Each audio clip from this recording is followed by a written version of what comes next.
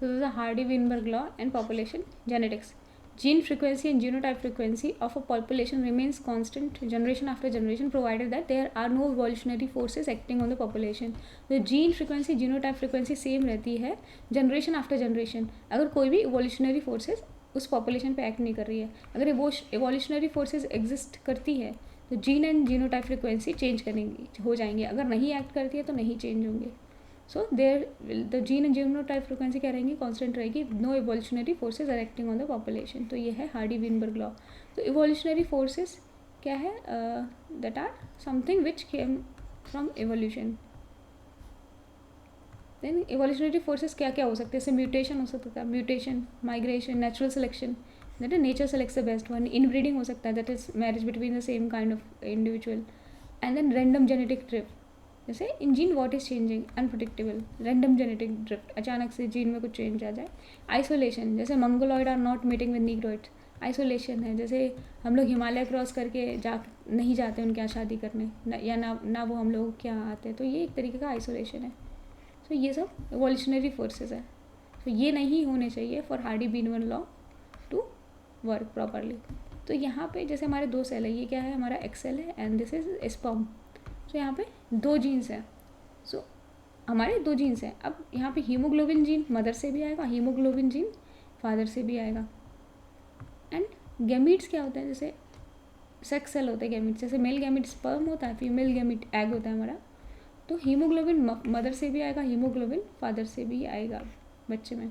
कौन सा एक्सप्रेस होगा वो डिपेंड करता है कौन सा डोमिनेंट है. सो प्लांट्स में गैमीट्स होते हैं, सेक्स सेल होते हैं. फीमेल गैमीट को बोलते हैं एग, मेल गैमेट को बोलते हैं स्पर्म. तो अगर प्लांट टॉल है तो दोनों क्या होंगे, कैपिटल. ड्वार्फ है दोनों स्मॉल. तो ये कैपिटल ए है एंड ये स्मॉल ए है. तो यहाँ पे ये दोनों पहली बार मिलेंगे तो ये जाएगा capital A small A, capital A small A. जब इनकी मीटिंग कराएंगे तो यहाँ पे बनेगा कैपिटल ए, फिर ये capital A small A, then capital A small A, then small A. तो इसमें रेशियो होगा 1:2:1, where capital A dominant homozygous है, स्मॉल ए हमारा रिसेसिव होमोजाइगस है, एंड हमारा capital A small A this is heterozygous. And ये हमेशा double in number होगा. तो हेट्रोजाइगस कंडीशन हमेशा डबल होगी नंबर. सो इसको क्रॉस को बोलते हैं मोनोहाइब्रिड क्रॉस. तो हमने यहाँ पे क्या किया है, इनको क्रॉस कराया. This is known as monohybrid cross. So पहले तो टॉल एंड ड्वार्फ को हमने जब क्रॉस कराया तो यहाँ पे कैपिटल ए बना. फिर इनको ही क्रॉस कराया कैपिटल ए स्मॉल ए को, then we got this monohybrid cross 1:2:1. So heterozygous हमेशा डबल होगा होमोजाइगस से. सो इसको क्रॉस को बोलेंगे मोनोहाइब्रिड क्रॉस. सो पॉपुलेशन क्या है, जैसे यहाँ पे क्या होगा, कैपिटल ए फिर capital A small A, capital A small A, capital A small A, capital A small A, then small A. तो ये हो जाएगा 2:4:2, 1:2:1 इस रेशियो में होगा. तो जीन फ्रिक्वेंसी की बात करें, proportion of different allele of gene pair. कौन सी अलील है उसे बोलते हैं gene frequency. The proportion of different allele of gene pair. तो जीन फ्रिक्वेंसी ऑफ ए, जैसे proportion of A in the population, gene frequency of A small A, that is proportion of A in the population. तो यहाँ पे capital A कितना population में, उसे बोलेंगे gene frequency of ए. तो 1 2 3 4 5 6 7 8 है. तो 8 डिवाइडेड बाई टोटल 16. तो ये इसका प्रपोर्शन आ गया पी. अब स्मॉल ए कितना है, 1 2 3 4 5 6 7 8. स्मॉल ए भी 8 आ गया, 8 डिवाइडेड बाई 16, ये भी 0.5 हो गया. और दोनों को मिला के P plus Q equals to 1. यहाँ पे हम प्रपोर्शन देख रहे हैं, proportion of A in the population, proportion of small A in the population. तो प्रपोर्शन में क्या करते हैं हम, जितने नंबर होते हैं, जैसे 8 है डिवाइडेड बाई टोटल, और परसेंटेज में क्या करते हैं, मल्टीप्लाई बाई 100. तो यहाँ पे परसेंटेज नहीं, हम प्रपोर्शन निकाल रहे हैं, इसलिए हम मल्टीप्लाई नहीं कर रहे हैं बाई 100. तो यहाँ पे जीन फ्रिक्वेंसी ऑफ ए हो गया हमारा 0.5 and gene frequency of small A हो गया 0.5. दोनों को ऐड किया, इट इज इक्वल्स टू 1. तो gene frequency is equals to 1. Genotype frequency क्या होती है, so proportion of different genotype of gene pair, इसे बोलते हैं genotype frequency. What is gene frequency, proportion of different allele of gene pair. तो different allele, जैसे capital A small A, different allele है, उनका प्रपोर्शन क्या है जीन पेयर में, उसे बोलेंगे जीन फ्रिक्वेंसी. और जीनोटाइप फ्रिक्वेंसी में proportion of different genotype of gene pair. Genotype क्या, capital A small A and small A, इसका प्रपोर्शन देखना, उसे बोलेंगे genotype frequency. The proportion of different genotype of gene pair is known as genotype frequency. तो genotype frequency of dominant homozygous capital A P square है. तो genotype frequency of heterozygous हो गया हमारा 2pq and genotype frequency of recessive homozygous will q square. और जब हम सबको ऐड करेंगे तो p square plus 2pq plus q square ये हो जाएगा p प्लस q का whole square and p plus q हमने देख लिया 1 होता है, तो इट्स इक्वल्स टू 1 मीन्स 100%। तो जीनोटाइप फ्रीक्वेंसी हमारी आगे 1 means 100%। For example gene frequency और जीनोटाइप फ्रीक्वेंसी हमने दोनों देख लिए। तो proportion of different alleles of gene pair इसे बोलेंगे जीन फ्रीक्वेंसी, जैसे p एंड q, जैसे gene frequency of a and gene frequency of small a एंड genotype frequency that is proportion of different genotype of gene pair. तो capital A small A and small A. तो ये हो गया हमारा genotype frequency. तो ये आएगी p प्लस क्यू का होल स्क्वायर इक्वल्स टू 1। सो यहाँ पे जैसे कैपिटल ए है हमारा ATGC एंड स्मॉल ए है ATGG। जैसे C G में चेंज हो गया, सपोज म्यूटेशन हो गया, C G में चेंज हो गया, तो उसमें A क्या हो गया, कम हो जाएगा, कैपिटल ए कम हो जाएगा और स्मॉल ए बढ़ जाएगा। तो P कम हो जाएगा, Q इंक्रीज़ हो जाएगा। अगर स्मॉल ए माइग्रेट कर गया कहीं तो P बढ़ जाएगा, Q कम हो जाएगा। और अगर कैपिटल ए शादी कर लेना कैपिटल ए में, तो चिल्ड्रन भी कैपिटल ए होंगे, तो इसमें भी P बढ़ेगा, Q कम हो जाएगा। देन इफ़ नेचुरल सिलेक्शन अगर फेवर कर रहा है ए को, तो P बढ़ेगा, Q कम हो जाएगा। अगर capital A people are isolated, इनको आइसोलेटेड कर दिया जाए तो इनब्रीडिंग बढ़ जाएगी, तो उसमें क्या होगा, Q बढ़ जाएगा, क्योंकि इनको आइसोलेट कर दिया, इनब्रीडिंग होगी, Q बढ़ जाएगा। So P plus Q 1 equals to 1 रहेगा अगर म्यूटेशन, माइग्रेशन, सिलेक्शन ये सब नहीं होता। तो P plus Q equals to 1 मतलब हार्डी-वेइनबर्ग लॉ फॉलो होगा अगर म्यूटेशन, माइग्रेशन और एवोल्यूशनरी फोर्सेज एक्ट ना करे पॉपुलेशन में। तो जीनोटाइप फ्रीक्वेंसी क्या होगी, P square equals to 2/8 0.25, 2pq 4/8 1.2 0.5 and P square 2/8 0.25। तो यहाँ पे हार्डी-वेइनबर्ग इक्विलिब्रियम, पॉपुलेशन को हार्डी-वेइनबर्ग इक्विलिब्रियम में कब बोलते हैं, इफ़ P 0.5 है, Q 0.5 है, P plus Q equals to 1 and P square 0.25, 2pq हमारा 0.5 है, Q स्क्वायर 0.25 है, तो P square plus Q square plus 2pq equals to 1। तो change in the gene frequency leads to change in genotype frequency. अगर gene frequency change होगी, P and Q change होगी, तो genotype frequency जैसे P square plus 2pq plus Q square ये भी change होगा। तो change in the gene frequency will also lead to change in genotype frequency. So pan mixes and random mating, no married rule, यहाँ पे कोई mating rule नहीं होता, किसी के साथ भी मेट कर सकते हैं, सो बोलते हैं panmixis. So pan mixes population and Hardy Weinberg population और Mendelian population, randomly mating population. तो ये है रैंडमली मेटिंग पॉपुलेशन। तो pan mixed population means random mating, ये किसी के साथ भी मेट कर सकते हैं, कोई फिक्स मेटिंग नहीं होती है। Every gamete of one sex can mate with any gamete of other sex, किसी के साथ भी सेक्स कर सकते हैं, किसी के साथ भी they can mate. So it is a population that obeys Hardy-Weinberg law और it is a population that is in Hardy-Weinberg equilibrium। यही population है जो random मेटे कर रही है।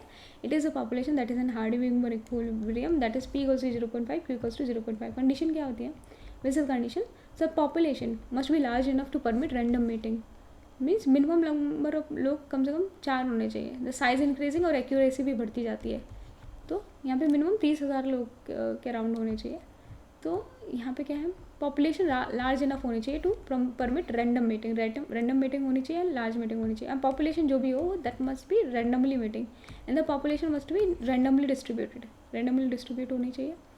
And in the population all the individual must be equally viable होनी चाहिए। ऐसा ना हो किसी को ज़्यादा डिसीज़ हो, कुछ टाइप के लोग मर जाएँ, तो all the people should be viable and all individual of the population must be equally fertilize, सभी फर्टाइल होने चाहिए। All the individual in the population must be equally fertile and there should not be any mutation नहीं होना चाहिए। अगर capital A small ए में change होगा तो P कम हो जाएगा, Q इक्वल्स टू Q बढ़ जाएगा, तो हमारा P 0.5 एंड Q 0.5 नहीं रहेगा।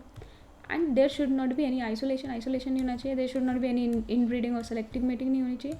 There should not be any migration नहीं होना चाहिए। There should not be any natural selection and there should not be any random genetic drift, random change in the gene frequency, random genetic drift नहीं होनी चाहिए।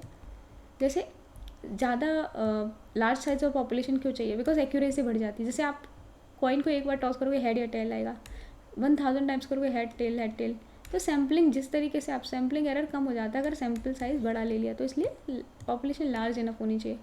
And human population random mating नहीं करती है, cast होता है, ethnicity होता है। तो हार्डी-वेइनबर्ग की ये कंडीशन सेटिस्फाई करना कि human population should be randomly mating is impossible. Then randomly mating होनी चाहिए एंड रैंडमली डिस्ट्रीब्यूट भी होनी चाहिए, जबकि एक टाइप के लोग एक जगह रहने की कोशिश करते हैं and due to some disease कुछ लोग मर जाएँ, तो इसलिए पॉपुलेशन वाइबल भी होनी चाहिए, ऐसा नहीं होना चाहिए कि कुछ लोग को डिसीजेज हो मर जाए। और कैपिटल ए स्मॉल इनफर्टाइल हो जाए तो पी एंड क्यू चेंज हो जाएंगे, and so Hardy-Weinberg law follow नहीं होगी। तो ये सारे कंडीशन है for Hardy-Weinberg law. Population must B pan mixes population और शुड बी रैंडमली मेटिंग। सो हम देखें डेविएशन फ्रॉम हार्डी-वीनबर्ग लॉ। देखिए माइग्रेशन, तो माइग्रेशन दो टाइप का हो सकता है, immigration and emigration. So migration को हम जीन फ्लो भी बोलते हैं, migration is also called gene flow.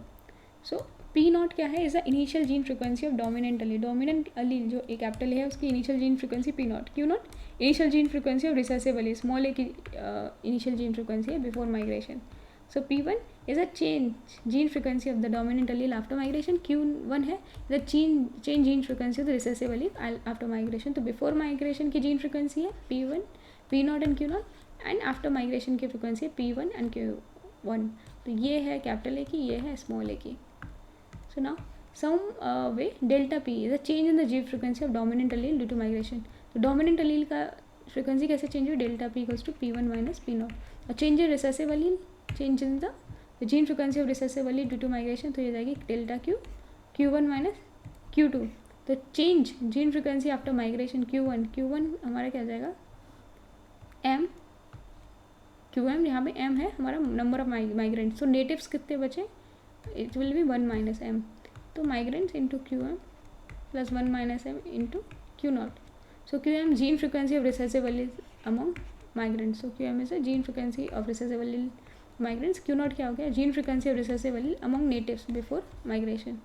So Q1 equals to MQM plus Q0 minus MQ0. तो Q1 हो जाएगा MQM plus Q0 minus MQ0. So we can solve this and we can derive this equation. Next, any population में migrants होंगे, natives होंगे, तो m plus n equals to 1, तो n हो जाएगा 1 माइनस n. तो यहाँ पे इसलिए यहाँ पे लिखा है m इंटू क्यू एम. ठीक है, माइग्रेंट्स की gene frequency 1 minus m into Q0. ना डेल्टा क्यू जाएगा Q1 माइनस Q0. अब Q1 हम वैल्यू निकाल चुके हैं ऊपर, that is MQM minus Q0 and then यहाँ पे प्लस Q0 माइनस Q0, ये कट जाएगा तो हमारा डेल्टा Q आ जाएगा MQM minus Q0, M bracket QM minus Q0. अगर डेल्टा Q हमारा 0 है, जैसे चेंज नहीं हो रहा, सो इमिग्रेशन एमिग्रेशन के बराबर है. There is no net change in the Q value change नहीं हो रही, नेट चेंज नहीं हो रही, बिकॉज इमिग्रेशन जितने लोग जा रहे हैं उतने ही लोग आ जा रहे हैं. तो हमारा वो कि डेल्टा Q 0 हो जाएगा. और डेल्टा Q अगर पॉजिटिव है मतलब इमिग्रेशन ज़्यादा है, मतलब इनफ्लो ज़्यादा है, मतलब डेल्टा Q ज़्यादा है. देन डेल्टा Q नेगेटिव है, मतलब माइग्रेशन ज़्यादा है, लोग आउटफ्लो ज़्यादा है, तो डेल्टा Q हमारा ज़्यादा हो जाएगा. देन इनब्रीडिंग में क्या होता है, जैसे कैपिटल ए इनब्रीडिंग करा रहे हैं, capital A small A and small A, इन सब की इनब्रीडिंग हो रही है. तो ओरिजिनल ये 25% होंगे, ये हेटेरोजाइगस 50% एंड देन ये 25%. देन इनब्रीडिंग होगी तो क्या होगा, यहाँ पे कैपिटल ए स्मॉल ए की इनब्रीडिंग, कैपिटल ए स्मॉल ए और स्मॉल ए. तो यहाँ पे कैपिटल ए फिर से ही इतना 25% रहेंगे, बाकी यहाँ से भी 12.5% जाएंगे, 37.5% हो जाएंगे. तो क्या स्मॉल ए यहाँ पे ऑलरेडी ये 25% थे और बढ़ जाएंगे 12.5, यहाँ से आ जाएंगे 37.5%. तो जब इनब्रीडिंग होती है तो होमोजाइगस फ्रिक्वेंसी बढ़ती है, हेटेरोजाइगस फ्रिक्वेंसी यहाँ पे 50 से 25% आ गई, तो धीरे धीरे कम होती रहती है, एग्जैक्टली हाफ हो जाती है इन एवरी सीक्वेंस. जैसे यहाँ पे 37.5 है, अगली बार फिर ये 25% कितना हो जाएगा, ये 12.5 हो जाएगा, और ये 6.25 और ये और बढ़ जाएगा इधर पे. तो यहाँ पे इनब्रीडिंग से क्या होता है, होमोजाइगस फ्रिक्वेंसी बढ़ती है एंड हेटेरोजाइगस फ्रिक्वेंसी कम होती है. यहाँ पे कैपिटल ए स्मॉल ए की फ्रिक्वेंसी कम होती जा रही है, and capital A and small ए की फ्रिक्वेंसी बढ़ी है. इनब्रीडिंग से ये होता है. तो जेनेटिक इम्पैक्ट ऑफ इनब्रीडिंग क्या होता है, frequency of both homozygous increases, capital A and small A दोनों की फ्रिक्वेंसी बढ़ रही है. फ्रिक्वेंसी ऑफ हेटेरोजाइगस जैसे कैपिटल ए एंड स्मॉल ए की फ्रिक्वेंसी हर बार हाफ होती जाती है. तो जेनेटिक पॉलीमॉर्फिज्म डिक्रीज है, जेनेटिक पॉलीमॉर्फिज्म कम होता है, because capital A and small A ये ज़्यादा बढ़ रहा है, बाकी जो कैपिटल ए स्मॉल है ये नहीं हो रहे. तो ये ज़्यादा पॉलीमॉर्फिक है, जैसे कैपिटल ए स्मॉल है इसमें अच्छी क्वांटिटी में, यहाँ पे नहीं है, तो जेनेटिक पॉलीमॉर्फिज्म कम होता है. तो जेनेटिक पॉलीमॉर्फिज्म मतलब बहुत सारे फॉर्म, जीन्स के बहुत सारे फॉर्म, ये डिक्रीज हो जाता है. तो frequency of recessive genetic disease increases as a capital A small A frequency increase. Small a बढ़ रहा है मतलब रिसेसिव है, रिसेसिव जेनेटिक डिसीज़ की जो फ्रिक्वेंसी है वो बढ़ जाती है, because recessive genetic disease can express only in recessive homozygous condition. तो अगर रिसेसिव डिसीज़ सिर्फ होमोजाइगस कंडीशन में एक्सप्रेस होती है तो रिसेसिव जेनेटिक डिसीज़ बढ़ जाती है, therefore inbreeding increases the homozygous condition. तो रिसेसिव होमोजाइगस कंडीशन की वजह से रिसेसिव होम जो हमारे डिसीज़ हैं, सो रिसेसिव जेनेटिक डिसीज़ बढ़ जाती है। जैसे कैपिटल ए अगर माने नॉर्मल है, स्मॉल ए क्या है हमारा एल्बिनिज्म है, मीन्स मेलेनिन की कमी है, तो कैपिटल ए तो नॉर्मल रहेगा, कैपिटल ए स्मॉल ए भी नॉर्मल रहेगा बिकॉज ये कैरियर होगा, इसको होगा नहीं एल्बिनिज्म, लेकिन ये कैरी कर रहा है इसका जीन, और स्मॉल ए एल्बिनिज्म होगा इसको, अकर ओनली इन रिसेसिव, जो ये जेनेटिक डिसऑर्डर है और occur only recessive genetic condition. So यहाँ पे रिसेसिव जेनेटिक डिसीज़ हैं वो बढ़ेंगी बिकॉज ऑफ इनब्रीडिंग।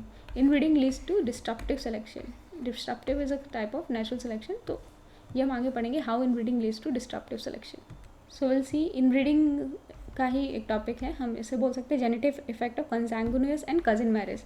सो यहाँ पे भी इनब्रीडिंग हो रही है, classification of consanguineous marriage and non consanguineous marriage. Marriages में हम देख चुके हैं classification consanguineous and non consanguineous. And consanguineous marriage से क्या होता है इनब्रीडिंग, तो इनब्रीडिंग के बारे में हमने जो लिखा इनब्रीडिंग से क्या होता है उसका आंसर सेम हम कंसैंगुइनस एंड नॉन कजिन मैरिज में भी दे सकते हैं कि क्या जेनेटिव इफेक्ट होते हैं इनब्रीडिंग से, या ऐसे बोल सकते हैं genetic effect of consanguineous and cousin marriage. So genetic effect of consanguineous marriage हमारा क्या होता है इनब्रीडिंग होता है, और इनब्रीडिंग के बारे में ये पीछे पूरा पढ़ चुके हैं कि जेनेटिक इम्पैक्ट क्या होता है इनब्रीडिंग का, तो ये भी कंसैंगुइनस मैरिज में भी यही इम्पैक्ट होगा।